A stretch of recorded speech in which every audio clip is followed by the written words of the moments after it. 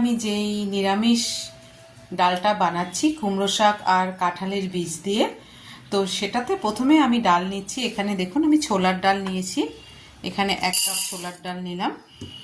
তারপর আমি এর মধ্যে 1/2 কাপ মটর ডাল নেব। তারপর দেখুন এখানে আমি 1/2 কাপ মটর ডাল নিয়েছি।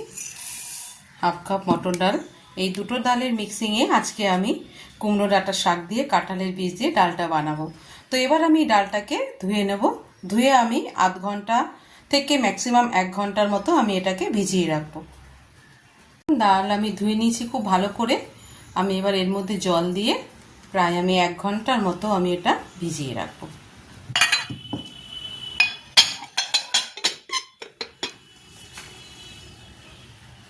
তো বন্ধুরা দেখুন আমি তো ডাল 1 ঘন্টার মতো ভিজিয়ে রেখেছি। তো ডাল তো পুরোপুরি ভিজে গেছে। এখানে আমি এই কুমড়ো শাককে এইভাবে কেটে নিয়েছি। কুমড়ো শাকে কিন্তু অবশ্যই গায়ের যে চোকলাটা আছে ছাড়িয়ে নেবেন, কারণ লাউ শাকে হয়তো না করলেও চলে, কিন্তু কুমড়ো শাকে করতেই হয়। তো আমি এইভাবে কুমড়ো শাকের ডাঁটাগুলোকে কেটে নিয়েছি আর কিছুটা পাতাও দিয়েছি। আর এখানে আমি এই কাঁঠালের বীজকে এইভাবে কেটে নিয়েছি। তো এবার আমি ডালটাকে সেদ্ধ করে নেব। এখানে কুকার বসিয়ে দিয়েছি, আমি 4টে সিটি দিয়ে নিয়েছিলাম। এবার আমি ডালটাকে নামিয়ে ফেলব। কুকার বসিয়েছি, তো কুকারে একটু জল দিয়ে আমি কাঁঠালের বীজটাকে একটু একটা সিটি দিয়ে নেব। তার সাথে আমি কুমড়োর যে ডাঁটা শাকটাও সেটাও একটা সিটি দিয়ে নেব, তাহলে তাড়াতাড়ি হয়ে যাবে। দেখুন এখানে আমি একটা সিটি দিয়ে নিয়েছি। তো না পুরোপুরি সেদ্ধ হয়েছে, না একদম ডাঁটো আছে। তো এইভাবে রাখলে খুব ডালের টেস্ট কিন্তু হয়। এবার আমি কড়াই বসিয়ে দিয়েছি।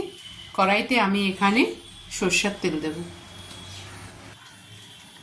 তো তেলটা আমি এবার গরম হতে দেব। তেলে আমি যে ফোড়নটা দেব সেটা হচ্ছে, আমি এখানে দেখুন 5 ফোড়ন নিয়েছি। 5 ফোড়ন আমি এই ছোট চামচের 1/2 চামচ নিয়েছি। 2টো তেজপাতা নিয়েছি আর এখানে 2টো শুকনো লঙ্কা নিয়েছি।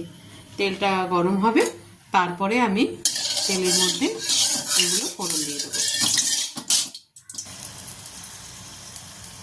তো দেখুন আমি কড়াইতে ফোড়ন দিয়ে দিয়েছি। আমি 5 ফোড়ন, শুকনো লঙ্কা আর তেজপাতা ফোড়ন দিয়ে দিয়েছি। তো আমি কিন্তু শুকনো লঙ্কার ডাঁটগুলো ভাঙিয়ে নিই, এতে কিন্তু টেস্ট খুব ভালো হয়। এবার আমি কড়াইতে দেখুন এখানে আমি আদা বাটা নিয়ে নিয়েছি। দেখুন এখানে আমি আদা বাটা নিয়েছি 1/2 চামচের মতো, আর এখানে আমি মৌরি বাটা নিয়েছি। তো এটা আমি তেলের মধ্যে দিয়ে একটু কষিয়ে নেব। প্রথমে আমি আদা বাটাটা দিয়ে দিচ্ছি। প্রথমে তেলে একটু আদা বাটাটা দিয়ে নাড়াচাড়া করে আদা বাটাটার কাঁচা গন্ধটা যাওয়া অবধি নাড়াচাড়া করব।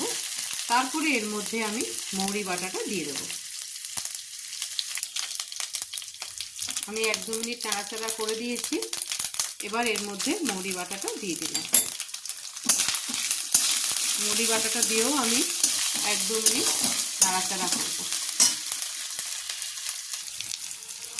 দেখুন এখানে মশলাটা কিন্তু ভালো মতো কষে গেছে। আমি কিন্তু 1 চিমটে হলুদ আর একটু নুন দিয়ে দিয়েছিলাম, একটু কালারটা আসবার জন্যে। এবার আমি এর মধ্যে ডাল যেটা আমি সেদ্ধ করে রেখেছি সেই ডালটা দিয়ে দিচ্ছি। ডালের মধ্যে কিন্তু আমি অলরেডি নুন হলুদ মিশিয়ে রেখেছিলাম। এবার ডালটা আমি দিয়ে দেব।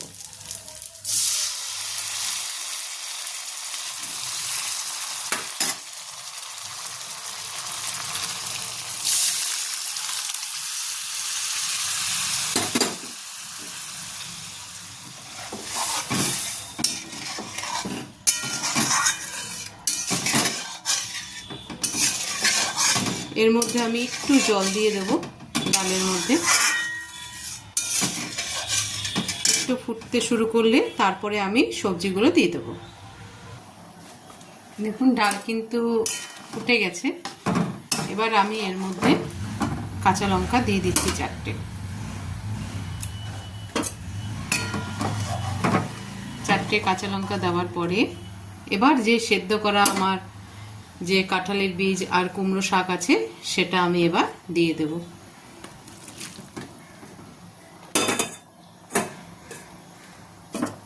খুবই ভালো লাগে, এটা একটা সিজনাল রান্না। কারণ কাঁঠালের বীজ আমরা সবসময় পাই না, এটা একমাত্র সিজনেই পাওয়া যায়।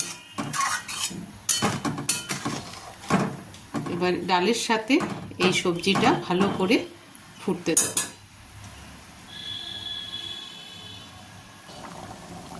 দেখুন এখানে ডাল প্রায় 5 মিনিটের মতো ফুটছিল। আমি এবার এর মধ্যে একটু মিষ্টি দিয়ে দিলাম, হাফ চামচের মতো মিষ্টি, একটু চিনি দিয়ে দিলাম, দিয়ে আমি আরও 2-3 মিনিট ফুটতে দেব। তারপরে কিন্তু আজকে যে ডাল তৈরি করছি আমি কাঁঠালের বীজ আর কুমড়ো শাক দিয়ে, সেই ডাল কিন্তু নিরামিষ ডাল আজকে আমার কমপ্লিট হয়ে যাবে।